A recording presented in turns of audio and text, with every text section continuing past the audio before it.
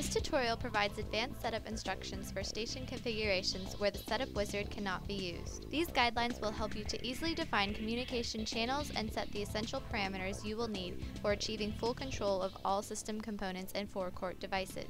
For this example, the station will include a mechanical and electronic pump, 2 tanks, a TLG system, an ORPT payment terminal with a printer, and a master WGT, the Wireless Vehicle Identification Terminal. Prior to the system setup, write down the station configuration and the communication links between devices. The setup process builds first the base components and then continues to the nozzles. First, click on the Setup button. The wizard opens automatically, so click Cancel to exit the wizard. Click Advanced Mode and select the Global tab to define the station's general settings. Enter the station's name in the code. You may also change the units of measurement and other regional settings from here. You can customize the station's receipts, select a template, add a logo, or add a header and footer to the receipt. Save the changes. Now, select the Forecourt tab. This screen has 9 subtabs used to define all system components. Cytomat Controller supports several communication protocols. First, select the Buses tab to define communication channels between the forecourt controller and the station's components. Now we will start setting the communication bus between the pump server and FCC. Enter a name, select the pump server protocol from the frame drop-down, and enter the ORCU localhost 127001 in the IP field. The port numbering convention begins at 2501. Click New. The bus is added to the list at the top of the dialog. The protocol for every pump type resides inside the pump server software component. These 2 processes run on the embedded ORCU. A pump server should be defined for each type of pump. Repeat this step for the electronic pump.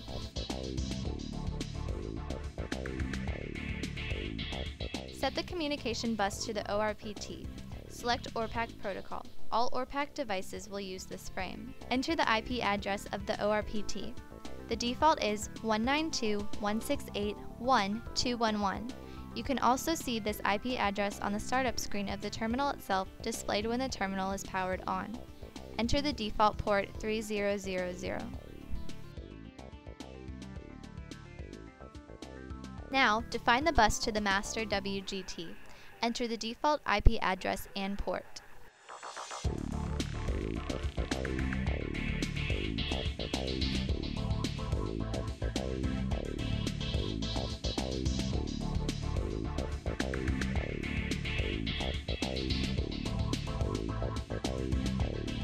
In this example, we use a Vita-Root TLG connected directly to the ORCU COM port, so we choose the Vita-Root protocol.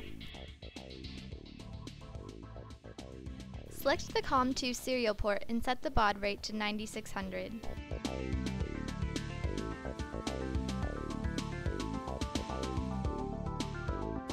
Now that we've finished setting the communication buses, we will define the devices.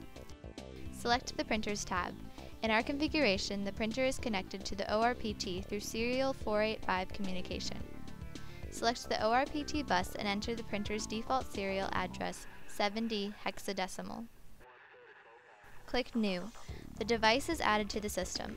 Close the dialog and continue with the next sub-tab.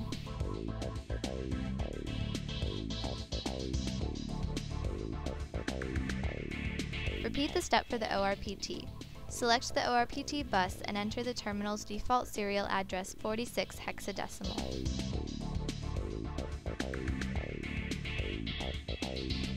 Click on Additional Features and connect the ORPT to the printer we defined before.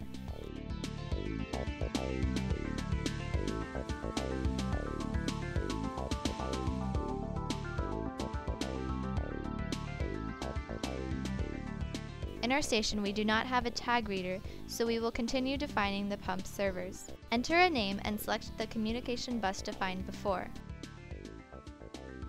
Click New. The pump server is added to the list on top of the dialog. Select it and click Additional Features. The pop-up message reminds you to do so. Enter the authorization timeout. This parameter sets the time allowed for the user to start fueling before the authorization is canceled. Enter the pump server IP. Since the pump is connected to the controller through a physical port in the 8-port converter, enter the 8 port's IP address 192.168.1 111. Enter the port number 3001, which is the number of the 8-port slot that the pump interface board is physically connected to. Enter the waiting time of the pump server for response from the pump in milliseconds. Click New and then click Save.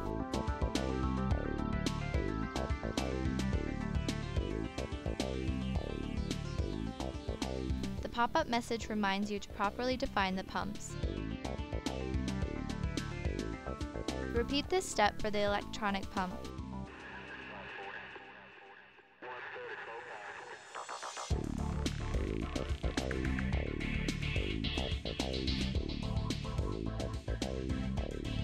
Select the type of interface board used for this pump model. Enter the 8-port's IP address and the slot number 3003.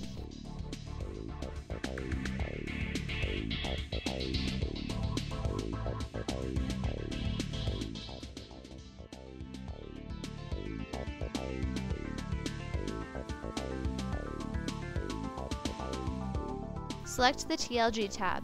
Enter a name, select the TLG bus, and then choose the model of the console.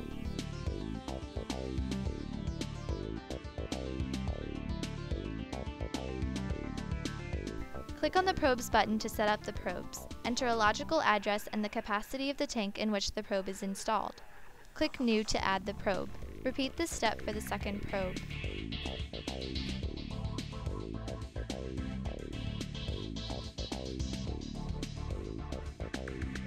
Select the Tanks tab. Before setting up the tanks, we need to define the products stored in them. Click on the Product button. In this dialog, enter the name, identification code, nominal density, and short name of the product. Click New to add the product.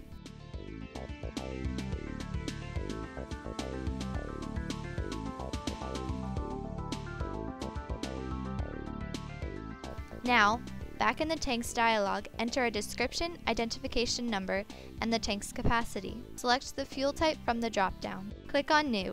The tank is added to the list, select it, and click on Probes. Connect the tank to a probe using the left arrow button. Do this step again for a second tank.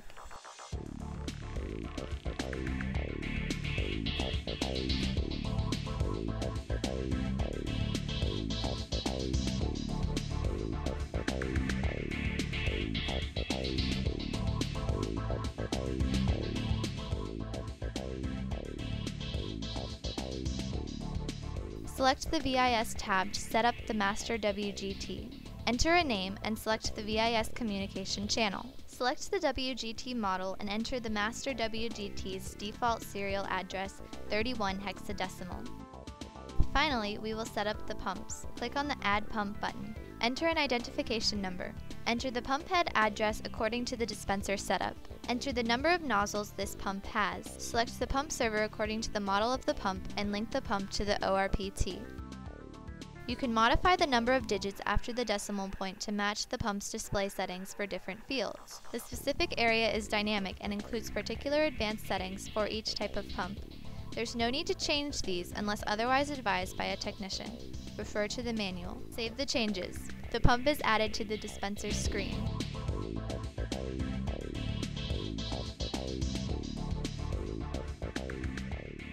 Repeat this step for the electronic pump.